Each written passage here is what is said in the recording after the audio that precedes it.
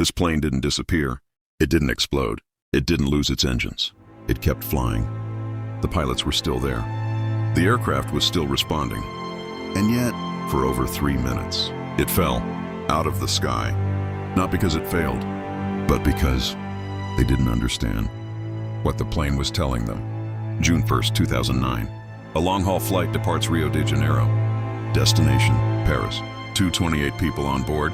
It was a routine overnight journey across the Atlantic. The kind of flight that happens every single day. Smooth climb, stable cruise, everything exactly as expected.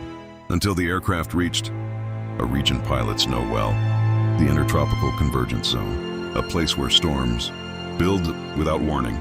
The aircraft entered turbulence. Nothing unusual, nothing dangerous. But then something small happened.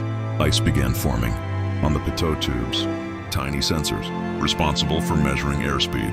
And in seconds, the aircraft no longer knew how fast it was flying. The autopilot disconnected. A warning sounded, then another, then another. The cockpit filled with alarms. The pilots were now flying manually, in the middle of a storm, at night, with unreliable data.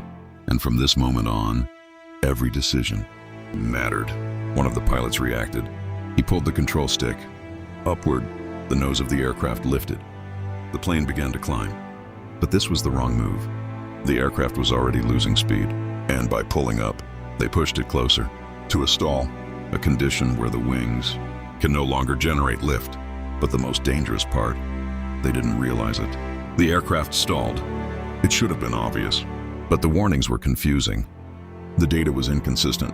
The situation didn't make sense. And instead of pushing the nose down, the pilot kept pulling up.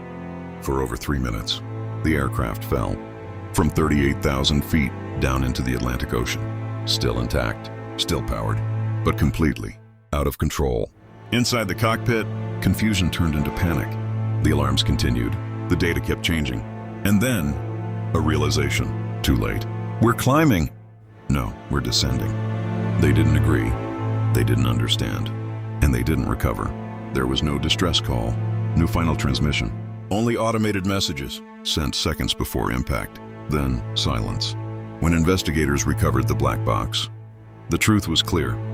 The aircraft was functioning. The engines were working. But the pilots didn't understand what the plane was telling them. And in the end, it wasn't a mechanical failure. It was confusion that brought the plane down